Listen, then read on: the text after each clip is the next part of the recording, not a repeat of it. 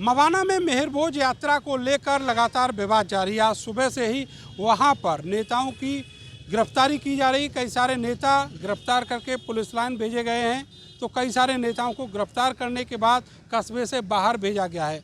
पथिक सेना के राष्ट्रीय अध्यक्ष और समाजवादी पार्टी के नेता मुखिया गुर्जर भी वहीं से अभी यहाँ हमारे पास पहुँचे हैं, और अभी आपको पुलिस ने भी गिरफ्तार किया था। पुलिस ने गिरफ्तार करके जैसे ही हम मवाना पहुँचे तो बहुत सैकड़ों लोग गिरफ्तार करके कई बसों में और हमें कहीं लेके जा रहे थे, लेकिन समाज के फिर और बहुत युवा आ गए, उन्होंने विरोध किया, गाड़ी रोक दी, तो फिर हमें वहाँ उतार दिया गया। फिर हमने अपने पूर्वज सम्राट मेहर भोज जी की मूर्ति पर माल्यार्पण करके उनको श्रद्धांजलि अर्पित की। उनकी जन्म महोत्सव पर उनसे आशीर्वाद लिया। भाई साहब, ये बताओ कि ये बार बार जो सम्राट मेहर भोज की शोभा यात्रा को लेकर जो विवाद होता है, चाहे वो सहारनपुर हो, उससे पहले दादरी में हो, ये वजह क्या है आगे? मैं इसमें इस तरीके से कहना चाहता हूं कि समाजी बेबसी शहर को जंगल बना देती है, कहीं नक्सल तो कहीं चंबल बना देती है। ये हमारे साथ भेदभावपूर्ण रवैया अपनाया जा रहा है। जिनके पूर्वज यानी पाठ्य पुस्तकों में ये लिखा हुआ है, पढ़ाया जाता है सरकारी पुस्तकों में, इतिहास की पुस्तकों में, हर यूनिवर्सिटी में, कि गुर्जर प्रतिहार सम्राट मेहर भोज प्रतिहार वंश के शासक थे, जिन्होंने 836 से लेकर 885 ईस्वी तक अखंड भारत पर शासन किया और जिनकी राजधानी कन्नौज थी। तो हम क्या अपने पूर्वज का और कोई तो मनाता नहीं है, तो हम अपने पूर्वज को याद ना करें? यानी इस देश के अंदर सबको छूट है, लेकिन हमें छूट नहीं है अपने पूर्वज के पुण्यतिथि पर या जन्मदिन पर उनको याद कर सके। अच्छा, ये बताइए कि सरकार ये दावा करती है और बार बार ये तर्क देती है कि आज से पहले कभी मेहर भोज की जो शोभा यात्राएं थी वो नहीं निकलती थी, इसलिए कोई नई परंपरा शुरू करने की प्रथा अब नहीं है, इसलिए इस तरह की अनुमति नहीं दी जाती। ये सब गुमराह कर रहे हैं, झूठ बोल रहे हैं। अब से 82 साल पूर्व हमारी संस्था जाके देख लो, हमारी जो गुर्जर राजधानी ग्रेटर नोएडा बोली जाती है, ये वहाँ सम्राट मेहर भोज के नाम से शिक्षण संस्थाएं चल रही हैं अनेकों, और हर वर्ष इनकी जयंती मनाई जाती है, हर वर्ष यात्राएं निकाली जाती है। हमारे पास तो रिकॉर्ड है। और लेकिन इसके विरोध की शुरुआत हुई हमारे यशस्वी माननीय मुख्यमंत्री योगी आदित्यनाथ उर्फ अजय सिंह बिष्ट के द्वारा। इसकी जब से विरोध हुआ, जब से ये विरोध होने लग गया। दादरी में जो विवाद हुआ उसके बाद से लगातार विवाद हो रहा है।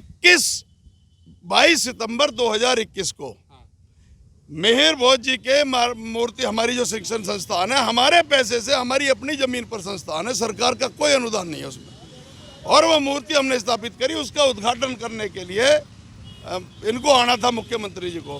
पहले मूर्ति पहले से लगी हुई थी, लेकिन एक दूसरे उसमें लगाई प्रांगण में, तो उसमें आने से पहले इन्होंने वहाँ के जो इनके टटपूंजी है हमारे समाज के, इनके जो पार्टी के लोग हैं, जो वहाँ विधायक और सांसद हैं राज्यसभा में, उनसे इन्होंने कहा कि भाई ऐसा है, मेरे समाज के लोग विरोध कर रहे हैं, इसलिए आप मुंह पे कालिक पोतो।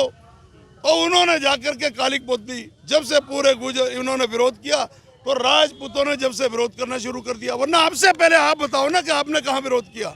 हमारा तो निकलती आ रही है पहले से ही यात्रा। अच्छा, ये जो करणी सेना है, इससे आपके संगठनों की और आपके समाज की क्या रंजिश है?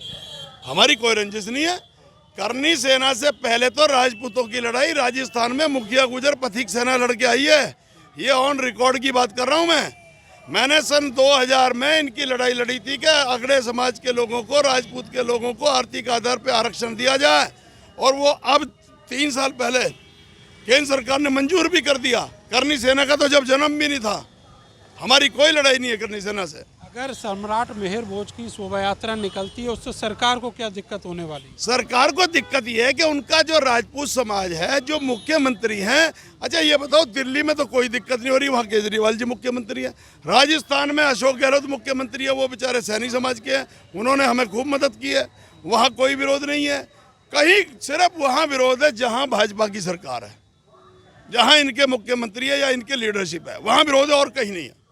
वो महाराणा प्रताप को मानते हैं, आप निकालिए महाराणा प्रताप की शोभा यात्रा, कौन विरोध कर रहा है? महाराणा प्रताप को हम पूछते हैं, हमारे स्वाभिमान के प्रतीक थे, और राजपूत और गुर्जर, पहली बात तो कोई बिरादरी अलग ही नहीं है। हम दोनों एक ही परिवार हैं, इसीलिए हम अपने पूर्वज को जो है ना, हम ये कह रहे हैं, हम महाराणा प्रताप की जयंती मनाते हैं, पुण्यतिथि मनाते हैं, तो वो भी मनाए ना ऐसे ही। लेकिन ये जाति क्यों बदलवाना चाहते हैं? ये जैसे जिलों के नाम बदल दिए, स्टेशनों के नाम बदल दिए, इसी तरीके से ये हमारी जाति बदलना चाहते हैं। तो क्या हम यहाँ नहीं रहेंगे, सभ्य समाज में नहीं रह करके क्या हम चंबल चले जाएं? क्या गुर्जरों के लिए जगह चंबल में? कहीं ऐसा तो नहीं कि जो गुर्जर समाज के नेता हैं वो विपक्षी दलों में हैं और वही लोग ज़्यादा इनिशिएटिव लेते हैं? जो बीजेपी में गुर्जर समाज के नेता हैं वो आगे नहीं आते ऐसी यात्राओं में? बीजेपी में गुर्जर समाज के नेता ही नहीं है। नेता तो दूसरी पार्टियों में ना, हम लीडर हैं। मैं था ना, मैं विरोध करता था। अरे सुरेंद्र नागर हैं और कई वो नेता रहे यारो, तुम लोग इन बंधुआ मजदूरों को नेता बताते हो यार, कैसी बातें कर दी। नेता वो होता है जो अपनी समाज की और सर्व समाज की आवाज को बुलंद कर सकता हो, चाहे परिस्थितियां कुछ भी हो। वो तो बंधुआ मजदूर है, वो अपना बिजनेस चला रहे हैं इनकी आड़ में, भाजपा की आड़ में। लेकिन सर आप कह रहे हैं कि आप नेता हैं गुर्जर समाज के, लेकिन आप देखें ज़मीन पर नतीजे देखें चुनावों के, वोट तो बीजेपी को जाता है।